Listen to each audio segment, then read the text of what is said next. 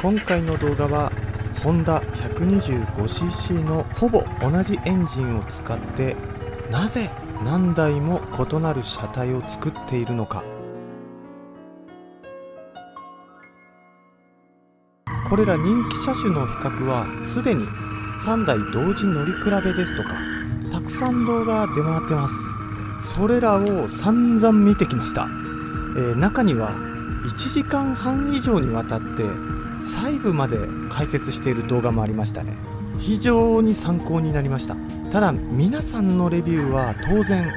その方の主観で話しているので、言ってることもおすすめ車種も動画ごとに当然異なります。そしていろいろ見てきたからこそ見えてきたそれぞれの特徴や強み、それと私の方で作成した3カ国語対応の比較表をもとに、比較表で見えたことを3つ、比較表では見えないこと3つを説明して、さらに車種選びの基準3つの順位付けについて説明します。ホンダ 125cc の CT125 ハンター株、モンキー125、ダックス125。まずは比較表の全体像をお見せします。結構細かいですよね。それでいろいろ調べていったんですが、ほぼ同じエンジンを使った車種がもう1台ありますよね。タイプは異なるんですけれども、ストリートファイターのグロム、こちらも追加してみました。そしてここでちょっと小ネタ挟むんですけれども、ハンター株はアメリカやカナダの北米だけトレイルと呼ばれておりまして、グロムはアメリカと日本以外の国では MSX125 という名称で呼ばれておりました。ただ世界的にグロムという名称で統一されつつあるそうです。またこれは驚いたんですけれども、これら4台については全てタイのホンダで生産されて、タイの発売が一番早かったようです。はい、それでは本題に入ります。微妙に数字が異なっているところについては特に決定打にならないところなので、もう数字の差は追いかけません。このスペック表の全てを説明しないで、ポイントだけちょっと押さえていこうかなと思ってます。まず比較表から見えたこと3点。1つ目がミッション。ミッションはモンキー、グロム、AT 限定で乗れるのが CT125、ダックス。2つ目のポイントがタンデムできるかどうかですね。ここはモンキーだけが1人用です。そして3つ目、タイヤ。ここについては CT125 だけ17インチでブロックタイヤです。はい、ここでですね、ちょっと私自身も細かすぎて見えなかったので少しだけアップにさせていただきました。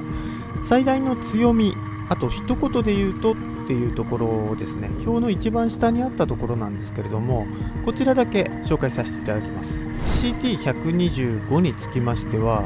何より最初から積載能力が高いというところと、未舗装路でも安全にツーリングができる。一言で言いますとどこへでも行けるバイク。そしてモンキー125、こちらにつきましては最大の強みは軽さ、5速ミッション、走る楽しさ。もう一言で言うと乗ること自体が楽しいということですね。いじる方もいると思いますけれども。そしてダックス125、こちらの最大の強みは街乗り、2人乗り、デザイン。一言で言うと街を楽に楽しむ。ある動画ではスクーターに一番近い乗り味なんじゃないかみたいな風に紹介しているところもあったぐらい楽だそうです。そして最後のグロム、こちらは最大の強みはもうスポーツで5速ミッション、軽量、一言で言うと走りを楽しむ爽快な走りですね。もうストリートファイターなんで、このグロムについてはちょっと別格なのかなっていう印象を受けます。そんなところですかね。表で見えるところにつきましては、ここからが比較表では見えないこと3点。1つ目がリアサス。サスペンションの衝撃吸収率が一番いいのは CT125 です。2つ目はシートです。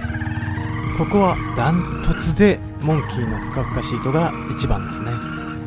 そしてせっかくなのでタイヤも加味した乗り味の総評を出してみました。評価は複数の AI の平均で出してます。グロムの青い星は半分の意味なので 3.5 っていう感じですね。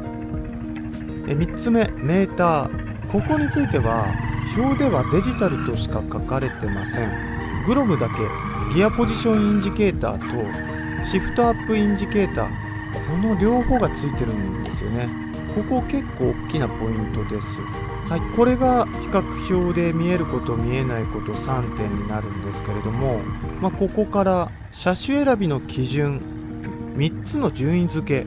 何のこっちゃいという名前になってますが、ここについては、何を優先しますかっていう話なんですよ。1つ目が走る楽しみ、2つ目が見た目、3つ目が走る環境。これらがどれか1つだけなら迷うことないんですよね。一番わかりやすいのは見た目ですね。この見た目順位が1位で他は2の次なのであれば、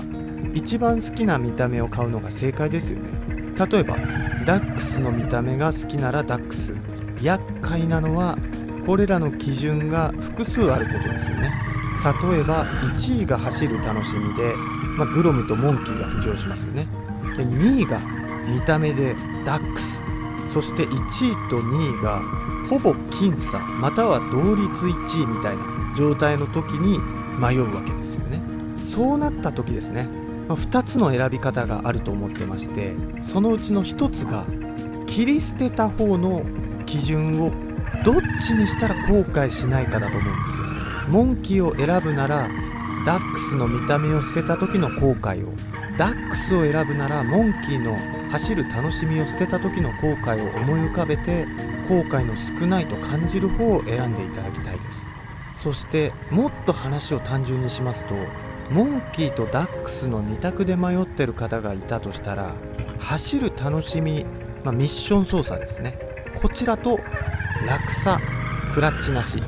これのどっちを選びますか。ここって結構決定打になるところで、ミッションってあるかないかってはっきりしてるじゃないですか。クラッチなしとクラッチありどっちにしようかなって悩んでる方って、少ないのかなと思うんですよね。この先をイメージしてずっとミッション操作でいいのか、それともクラッチの楽しみを捨ててもう楽に街乗りしたい、どっちなのか、これだけで半分に絞れるんですよ。そしてまだ話に出てない走る環境、例えばキャンプなど未舗装路を走る機会が多い場合は CT125、 そしてくねくね道が多い道路環境であればグロム、これが有利になってきますね。ただ YouTube の動画をたくさん見てて分かったんですが、結構複数所有者多いですね。これは日本ならではかもしれませんが、 125cc なのでファミリー特約保険が全て補えるんですよね。なので複数台所有も全然ありだと思ってます。この動画はどれを買いなさいとかっていうやつじゃないですよ。どれが合ってるか見極めるポイントとして聞いていただければと思います。そしてこれが大切なポイントなので、繰り返しにはなるんですけれども、ミッションです。バイクを意のままに操る、走る楽しみを1ミリでも優先したいならクラッチレバーのあるグロムかモンキー、街乗りやトコトコツーリングを極限まで楽に楽しみたいなら自動遠心クラッチのダックスか CT125、 どんなに見た目が好きでもこの左手のクラッチ操作が好きか嫌いか、ここで乗る乗らないが後々出てくると思うんですね。自分の根本にあるバイクの好みを無視して買うと絶対に後で後悔すると思います。実は友人の頼みで動画作ってます。モンキーとダックスで迷ってるという話を聞いたんですけど、本人はですね、ギア操作がめんどくさいみたいな話してたんですよ。なのでそれだったら私はダックスを押しますっていうのが答えですね。あんまり私こういう動画で答えて出さないんですよ。皆さんのお好きなものを選んでいただくのがベストだと思います。ただ友人に対しては違います。もうミッションがめんどくさいって言っちゃってるんで、これはダックスがいいと思います。はい、そんな形でちょっと皆さんにとってはちょっとどうでもいい話かもしれませんが、いかがだったでしょうか。皆さんはこの4車種価格も含めてミッションだけの話に最終的になってきましたけれども、リアサスも結構重要な要素になってきます。そういったところも見比べつつ、先ほどの比較表ですね、こちらあんまり説明してなかったので、もしあれでしたらスクリーンショットなどを撮って、見返していただければと思います。自分で作った後ですね、 AI にもチェックしていただいて、それで OK をいただいてます。完璧とは言いませんが、2026年現行販売モデルではある程度しっかりした比較表になっているはずですので、こちらを見ながら、